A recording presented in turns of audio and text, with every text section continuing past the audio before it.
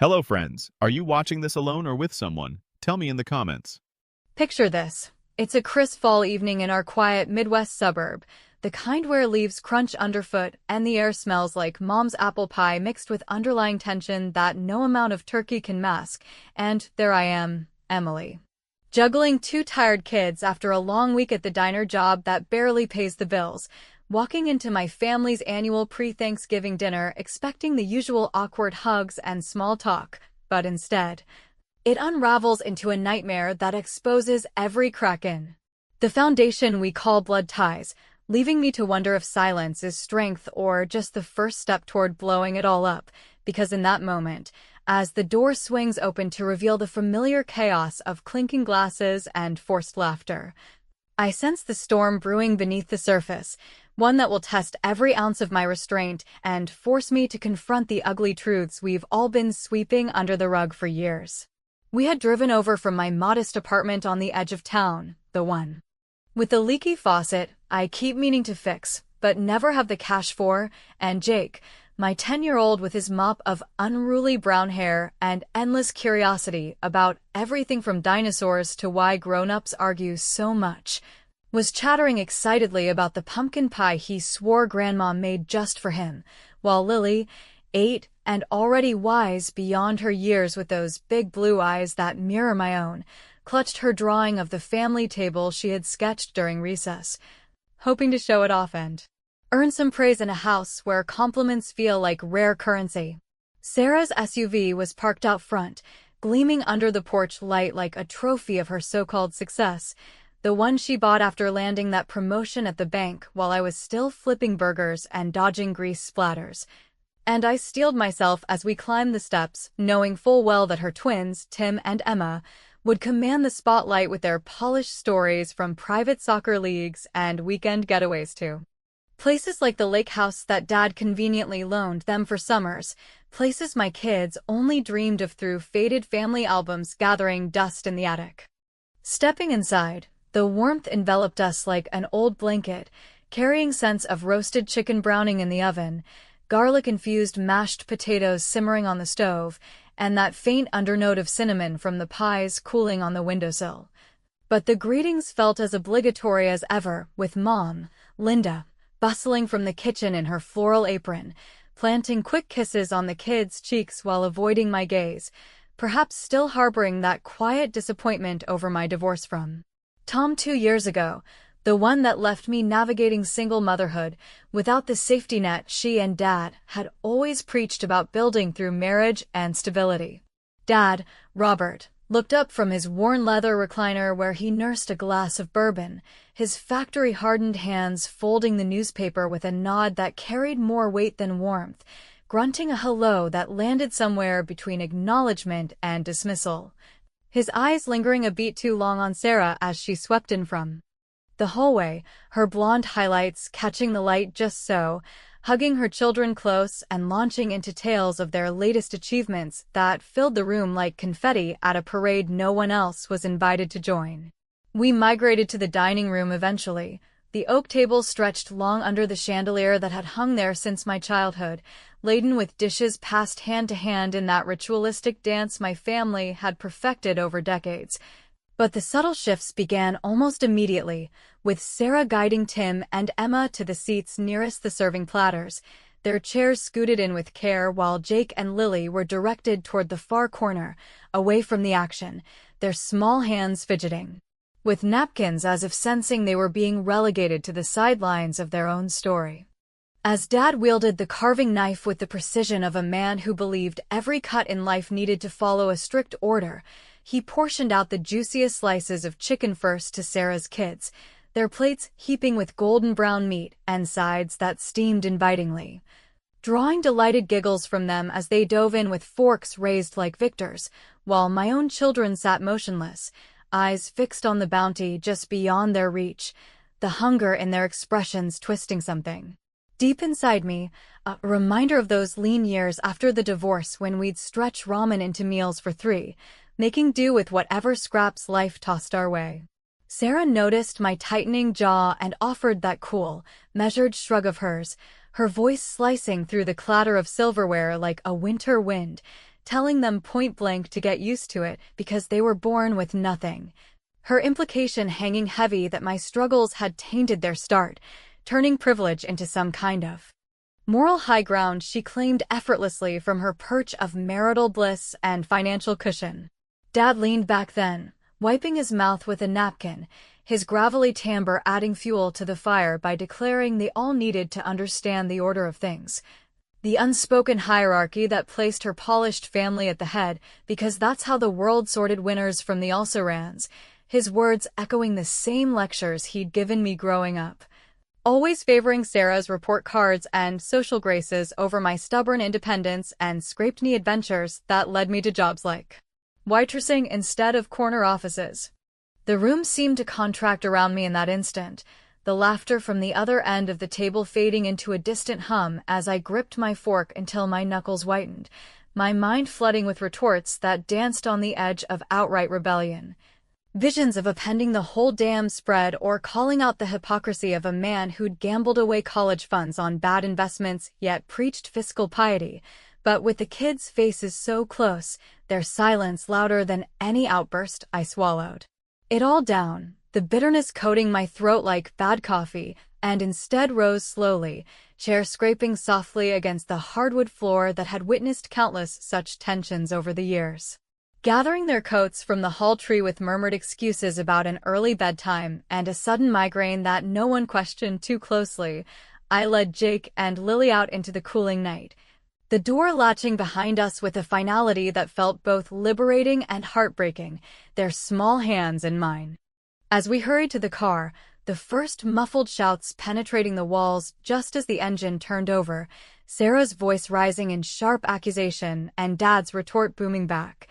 A chaotic symphony that confirmed my departure had indeed ignited the powder keg simmering beneath their facade of unity. Yet, in that fleeting moment of escape, I allowed myself a sly undercurrent of satisfaction, having slipped Grandma's antique silver locket from the sideboard on our way out, the one etched with initials that Sarah had coveted since we were girls, now tucked safely into Lily's pocket as a quiet talisman of defiance, a petty but pointed reminder that their order could be disrupted with the lightest touch, and as we pulled away into the shadowed streets lined with glowing jack-o'-lanterns, the eruption behind us grew louder, leaving me gripping the wheel with a mix of dread and dark amusement, wondering just how far this unraveling would go before the whole fragile structure came crashing down around us all.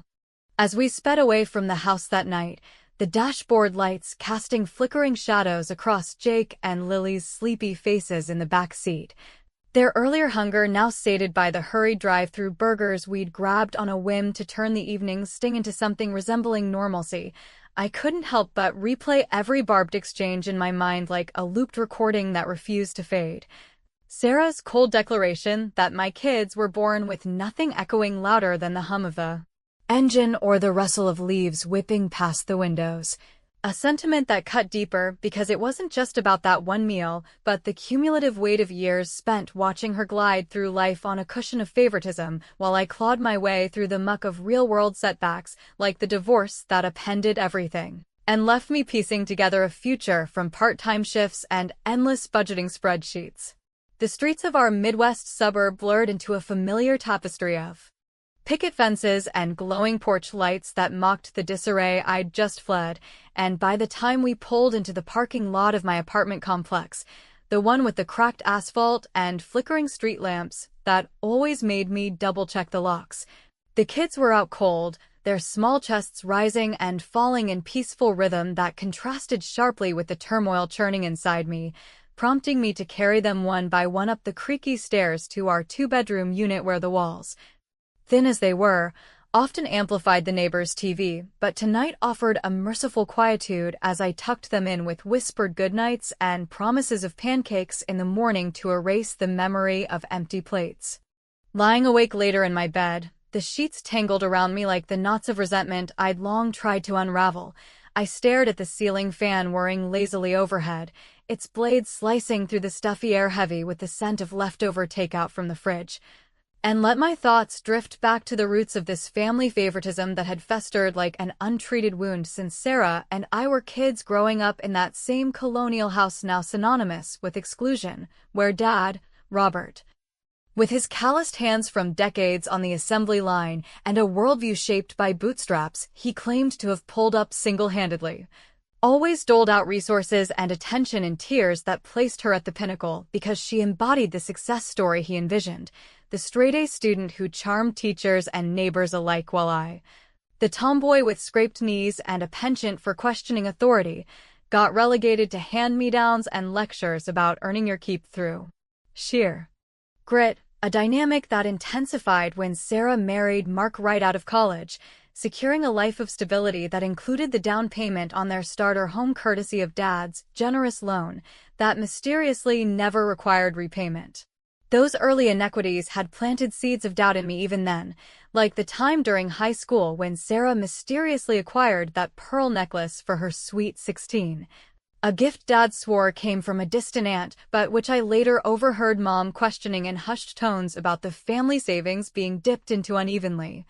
Hints of financial maneuvers that favored the golden child and left the rest of us navigating the world with whatever scraps remained, a pattern that carried into adulthood when my own attempts at stability crumbled under Tom's infidelity and the economic downturn that turned my graphic design dreams into diner drudgery. The next day, after dropping the kids at school with their backpacks stuffed full of drawings meant to distract from the previous night's awkwardness, I sought solace in a phone call to Carla, my rock of a friend since our waitressing days together at the local Greasy Spoon, where we'd bonded over shared dreams of escaping small-town monotony and swapped stories of family dramas that made ours seem tame. Her voice crackling through the line from her home office, where she freelanced as a bookkeeper, offering that signature dry humor when I recounted the dinner debacle, chuckling about how Sarah's order sounded like the crapshoot of life, where some folks hit the jackpot on birth while others drew the short straw. But then shifting to empathy as she probed deeper, reminding me of those old family whispers about Dad's hidden nest egg tucked away in some offshore account or trust fund that surfaced during heated arguments after Sarah's wedding, assets that explained her effortless upgrades, like the SUV, and the kids' private lessons while I scrimped on basics, like new tires for the car that was one pothole away from stranding us. Emboldened by her encouragement to stop playing the silent martyr, I spent the afternoon in a quiet corner of the public library downtown, the one with its rows of dusty archives and computers humming under fluorescent lights that buzzed like persistent doubts, poring over public records and digitized newspapers from our town's history, my fingers flying across the keyboard as I uncovered fragments of truth in property deeds and old business filings that pointed to a family trust established in the 80s, ostensibly for all three siblings including our brother who bailed years ago, but with clauses that skewed heavily toward the most responsible beneficiary, a euphemism everyone knew coded for Sarah, complete with vague notations about discretionary distributions that raised red flags about potential favoritism bordering on the unethical. That revelation fueled a spark of vengeful ingenuity in me, the kind that simmers low until it boils over into action. So before the kids got home from school, I crafted an anonymous email from a throwaway account, tipping off the local community blog run by that nosy retiree who thrived on suburban scandals, detailing how Sarah's high-profile charity bake sale last month had been padded with donations from unnamed family sources that smelled more like laundering personal perks than genuine goodwill. Nothing outright accusatory, but laced with enough specifics from the records I'd glimpsed to make her sweat when the post went live and the comment section lit up with speculation about the source of her seemingly endless good fortune. As evening fell and I stirred spaghetti sauce on the stove, the aroma filling our apartment with a comforting normalcy that belied the undercurrents of unrest, my phone vibrated on the counter with an incoming call from Dad, his number flashing like a warning beacon. His voice when I answered laced with uncharacteristic urgency and an edge of accusation as he demanded I return to the house immediately because the blow-up after my departure had escalated into full-blown accusations with Sarah blaming me for poisoning the well and Mom on the verge of a breakdown over the fractured piece, his tone hinting at deeper fissures cracking open in their carefully constructed world that my absence had only accelerated, pulling me inexorably back into the fray just as I'd begun to taste the freedom of distance. Answering Dad's urgent summons that evening pulled me back toward the family house under a sky heavy with the promise of rain that seemed to echo the turbulent emotions swirling in my chest after the anonymous tip I'd fired off to the local blog. Its words still echoing in my mind as I maneuvered the car along the winding suburban roads lined with maple trees shedding their fiery leaves like discarded secrets, each turn reminding me of countless drives home from high school debates where I'd argued for equality only to face Dad's unyielding hierarchy at the dinner table, leaving me to ponder whether this reluctant return was a genuine bid for reconciliation or merely another layer in the web of obligations that had ensnared me since childhood, especially now when the kids' faces haunted my thoughts, their resilience tested by the undercurrents of exclusion that no amount of schoolyard games could fully wash away. Jake and Lily had stayed with Carla for the night, her cozy bungalow a sanctuary where they could lose themselves in board games and homemade popcorn without the shadow of family judgment looming. A decision I'd made hastily because exposing them again to Sarah's barbs so soon after the hunger incident felt like pouring salt into wounds that were only beginning to scab over, their subtle shifts in behavior, like Lily's newfound habit of hiding her drawings or Jake's averted eyes during family mentions, serving as poignant reminders of how these adult skirmishes rippled outward to erode the innocence they deserved in a world already stacked against single moms like me scraping by on diner tips and sheer determination. The driveway glistened under the first tentative drops as I parked, the air thick with the scent of damp earth and distant wood smoke from neighborhood fireplaces, and knocking on the door brought Dad's silhouette into view. His broad shoulders slumped slightly in a way that betrayed the toll of the evening's earlier fallout, guiding me inside where the living room enveloped me in its familiar clutter of plaid sofas and bookshelves bowed under the weight of dusty encyclopedias that spoke to Mom's unfulfilled dreams of intellectual pursuits amid the drudgery of homemaking. Sarah was already there, pacing the worn Persian rug with the agitated energy of someone whose carefully curated image had cracked just a fraction, her designer blouse slightly rumpled as she whirled to face me, unleashing a torrent of accusations about how my abrupt departure from dinner had not only disrupted the meal, but ignited a chain reaction of blame that now tainted her perfect family portrait, her voice laced with that familiar condescension implying my life's missteps, from the divorce that shattered my stability to the financial tightrope I walked daily, were the root cause of all discord, while Mom hovered nearby on the arm of the couch, her fingers twisting a lace doily as she murmured pleas for harmony in the name of blood ties that had weathered worse storms over the years, though none quite as pointed as this one brewing from long simmering resentments. Dad claimed his recliner with a heavy exhale, the leather creaking under him like an old grievance resurfacing, and fixed me with a gaze sharpened by bourbon and frustration, demanding to know if the whispers circulating about Sarah's charitable endeavors stemmed from my hand, his probing questions laced with an undercurrent of protectiveness that always bent toward her, the golden daughter whose successes he touted at every Rotary Club meeting while mine garnered polite nods at best. As the room thickened with tension, Sarah's phone vibrated insistently on the side table, its screen illuminating a message she lunged to silence, but Dad's quicker reflexes snatched it up, his eyes widening as he read aloud the suggestive exchange with her tennis coach about a clandestine meeting that exposed the fragility of her marriage to Mark, a twist that hung in the air like smoke from a smoldering fuse,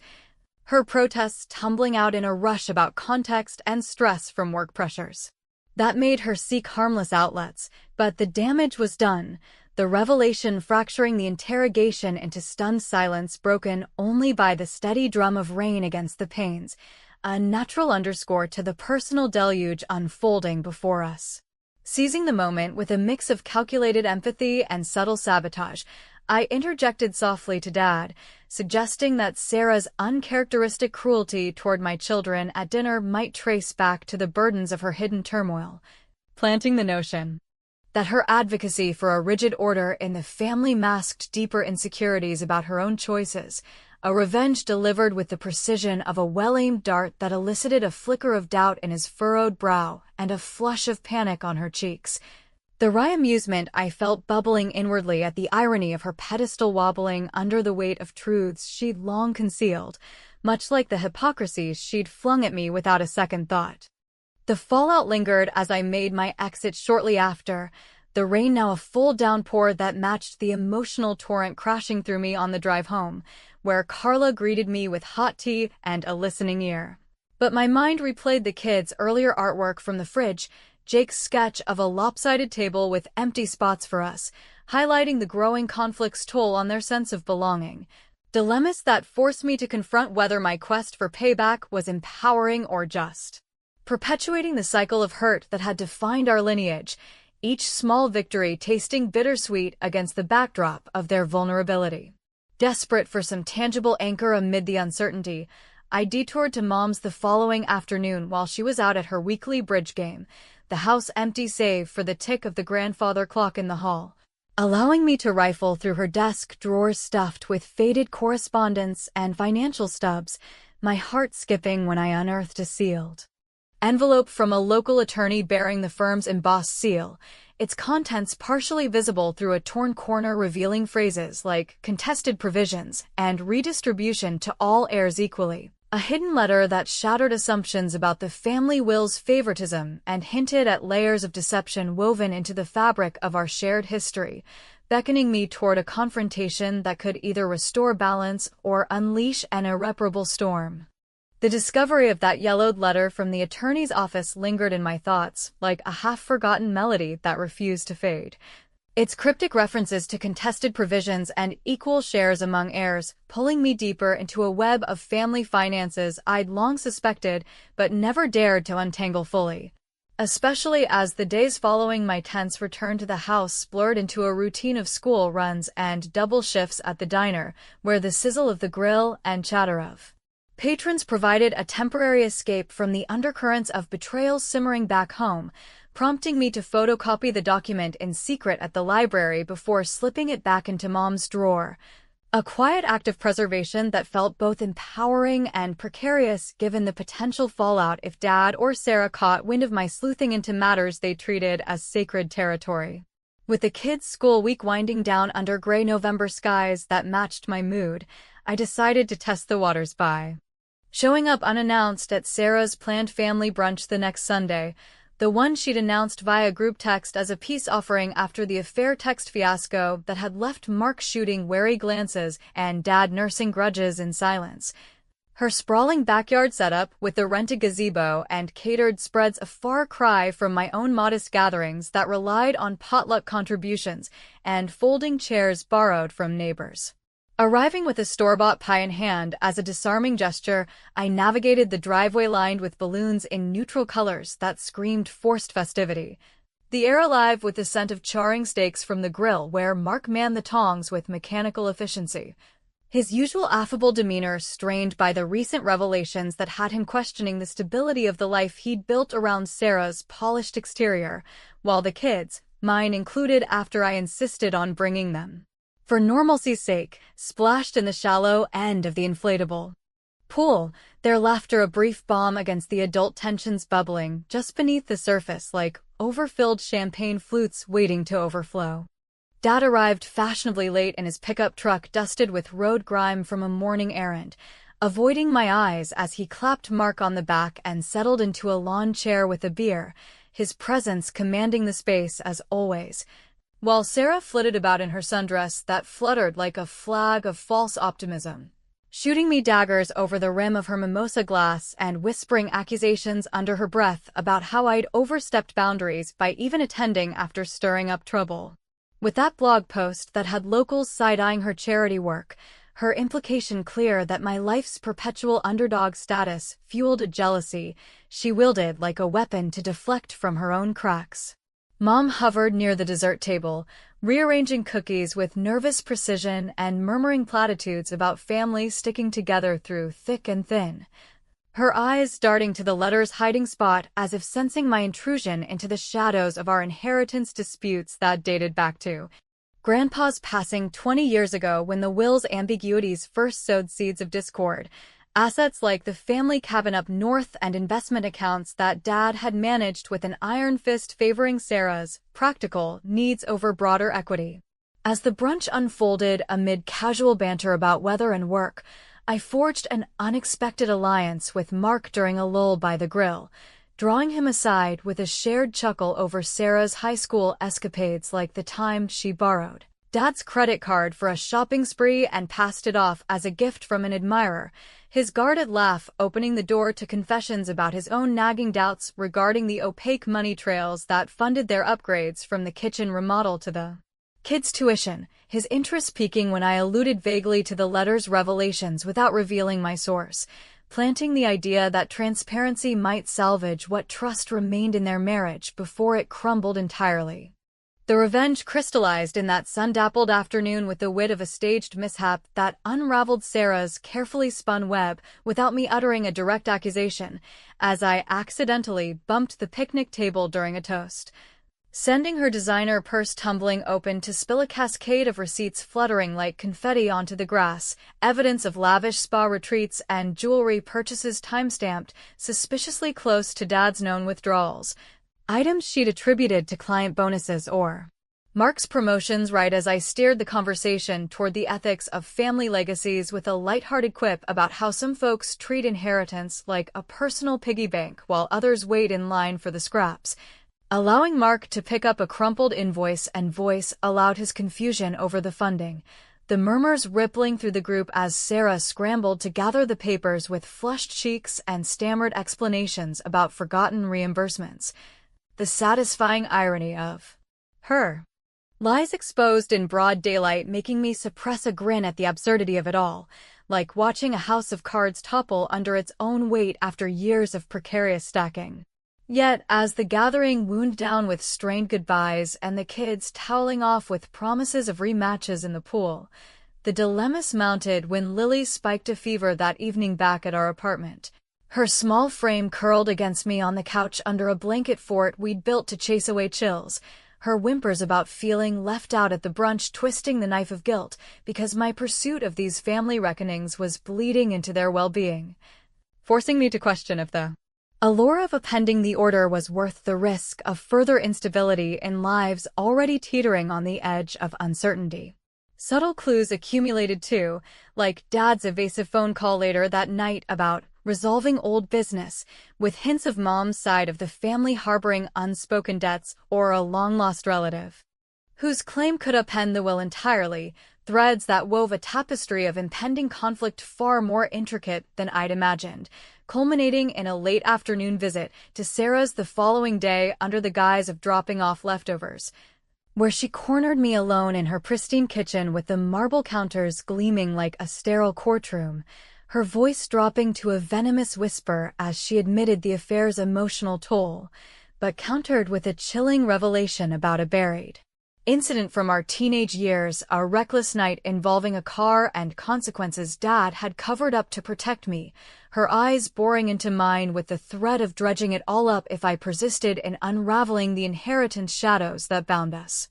Sarah's whispered threat in the kitchen that afternoon echoed relentlessly through my mind like a persistent echo in an empty hallway, her revelation about that long-buried teenage mishap, the one involving a borrowed car, a foggy night,